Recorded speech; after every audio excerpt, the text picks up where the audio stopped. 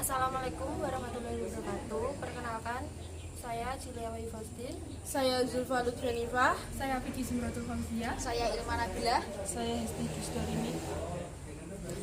Di sini kami akan menyampaikan hasil naskah akademik yang kelompok kami buat, yang berjudul tentang partai politik. Selanjutnya akan dilanjutkan oleh Ilma Nabilah. Partai politik merupakan fundament dalam demokrasi. Hal itu ditegaskan oleh Scott Snyder yang merupakan bahwa political parties created demokrasi, dalam artian tak ada demokrasi tanpa eksistensi partai politik. Akan tetapi apabila mengacu pada fakta empiris Indonesia, partai politik lebih sering menjadi benalu demokrasi dibandingkan menjadi pilar demokrasi. Pernyataan tersebut dapat dibuktikan manakala melihat impotensi fungsi partai politik sebagaimana yang tercantum dalam Undang-Undang Nomor 2 Tahun 2011 tentang partai politik, yaitu sebagai rekrutmen politik, sosialisasi politik, komunikasi politik, dan pengatur konflik. Partai politik justru menjadi sumber permasalahan dikarenakan tidak ada mekanisme yang permanen dalam segala pengambilan keputusan. Undang-Undang Nomor 2 Tahun 2011 sebagai landasan regulasi terkait partai politik hanya mengatur tatanan normatif, sementara terkait pengambilan keputusan diserahkan kepada mekanisme internal yang kemudian pengambilan keputusan lebih dekat pada oligarki kekuasaan. Selain itu, pendirian partai politik yang harus diperlakukan sebagaimana badan hukum perdata serta perkumpulan menciptakan problematika baru. Berdasarkan hal tersebut, perubahan Undang-Undang Nomor 2 Tahun 2011 tentang partai politik perlu untuk segera dilakukan sebagai upaya menciptakan perlembagaan partai politik yang demokratis. Dalam sebuah partai politik tidak jarang terjadi perselisihan. Mengenai hal ini tentunya juga telah diatur cara penyelesaiannya dalam peraturan perundang-undangan, yaitu ketentuan pasal 32 Pasal 33 Undang-Undang Nomor 2 Tahun 2011 tentang partai politik. Undang-Undang Nomor 2 Tahun 2011 sebagai landasan regulasi terkait partai politik hanya mengatur partai politik dalam tataran normatif. Sementara itu terkait pengambilan keputusan diserahkan pada mekanisme internal yang kemudian pengambilan keputusannya lebih dekat pada oligarki kekuasaan. Hal itu dapat dibuktikan dengan adanya ketua umum partai politik yang berkuasa sejak sebelum reformasi hingga saat ini. Padahal mengacu pada pendapat Law Action, power tends to corrupt, absolute power corrupt absolutely, dalam artian kekuasaan cenderung menyimpang, kekuasaan absolut pasti menyimpang. Di sisi lain, perselisihan internal partai politik juga kerap kali terjadi. Pasal 32 Undang-Undang Nomor 2 Tahun 2011 yang pada awalnya difungsikan sebagai sarana penyelesaian sengketa internal justru menjadi alat politik elit-elit partai politik. Hal ini yang kemudian memunculkan masalah dalam sistem ketatanegaraan Indonesia.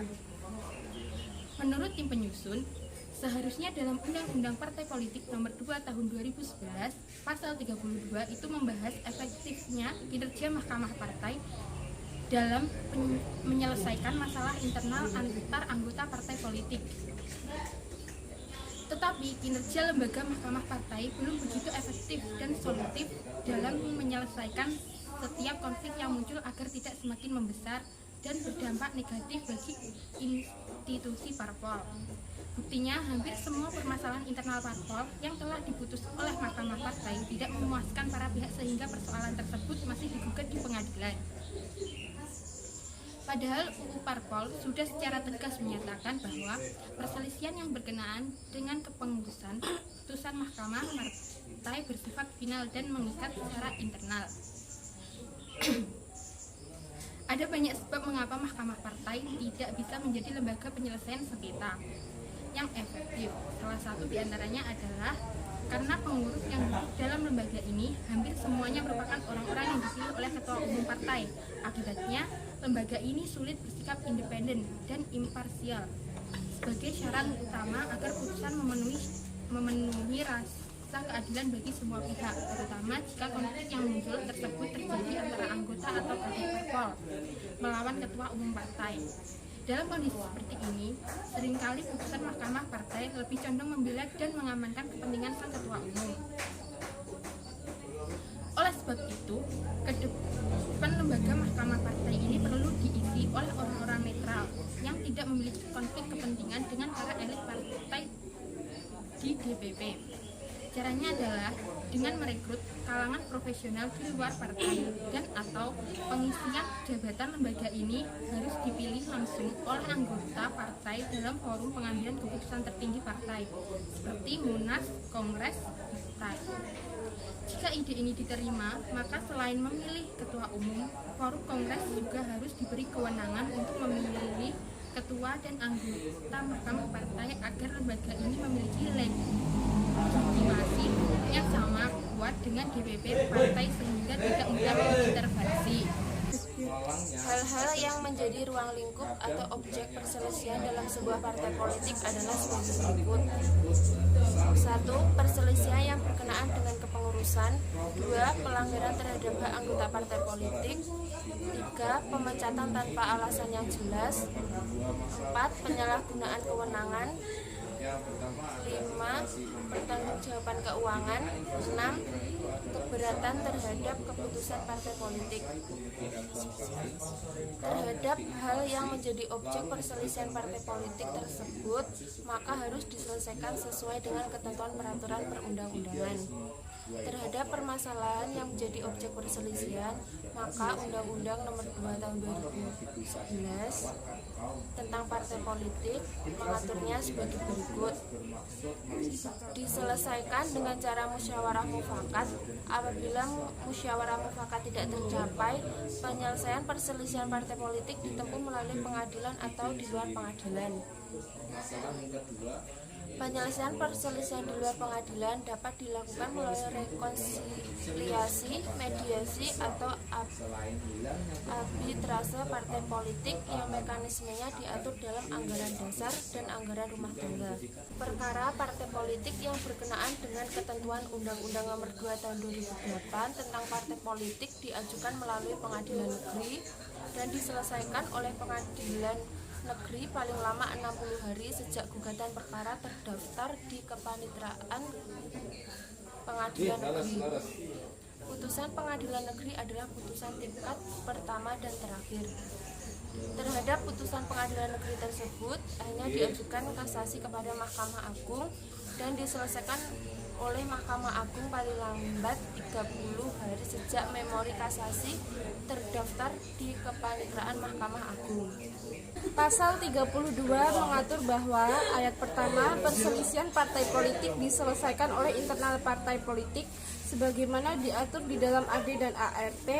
Ayat kedua, penyelesaian perselisihan internal partai politik sebagaimana dimaksud pada ayat 1 dilakukan oleh suatu mahkamah partai politik atau sebutan lain yang dibentuk oleh partai politik.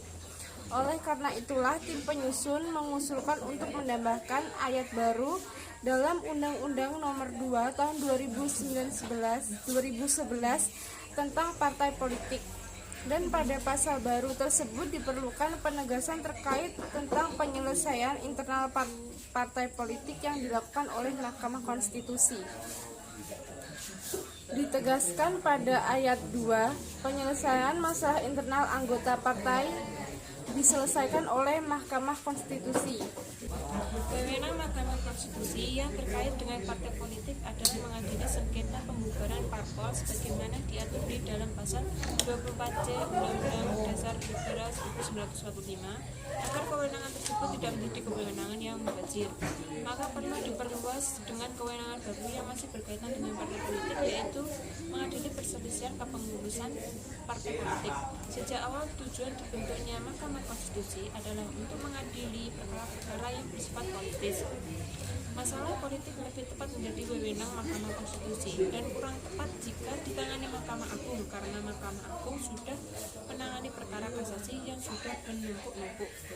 Untuk itu, tinggal bagaimana melenturkan dan memperluas kewenangan Mahkamah Konstitusi di dalam undang-undang organik sepanjang dilakukan demi kemaslahatan bangsa. Kesemuanya menurut Dillon untuk mewujudkan kepemimpinan politik yang dapat meyakinkan bahwa reformasi kelembagaan pelayanan politik akan menghasilkan lebih banyak keuntungan politik daripada biayanya. Dengan pengaturan yang demikian, akan menjadi jelas kapan suatu perselisihan partai politik yang berkaitan dengan kepengurusan itu dikatakan belum mempunyai kekuatan hukum tetap atau kapan suatu perselisihan parpol itu sudah mempunyai kekuatan hukum tetap. Belum mempunyai kekuatan hukum tetap yaitu manakala suatu perselisihan sudah diputuskan oleh Mahkamah Parpol namun diajukan upaya hukum ke Mahkamah Konstitusi. Sedangkan sudah mempunyai kekuatan hukum tetap yaitu manakala suatu perselisihan sudah diputus oleh Mahkamah Parpol dan diterima oleh para pihak yang berselisih serta dalam kurun waktu yang ditentukan tidak mengajukan upaya hukum ke Mahkamah Konstitusi atau manakala telah diputuskan oleh Mahkamah Konstitusi. Setelah perselisihan parpol yang berkaitan dengan kepengurusan tersebut mempunyai kekuatan hukum tetap, maka barulah Menkumham dapat mencatat kepengurusan yang sah. Dengan demikian dapat ditarik benang merah mengapa penyelesaian perselisihan parpol perlu berbeda secara internal maupun eksternal. Karena tidak semua perselisihan parpol dapat diselesaikan secara tuntas oleh lembaga internal yaitu Mahkamah Partai. Sekian dari kelompok kami. Kurang lebihnya kami mohon maaf. Wassalamualaikum warahmatullahi wabarakatuh.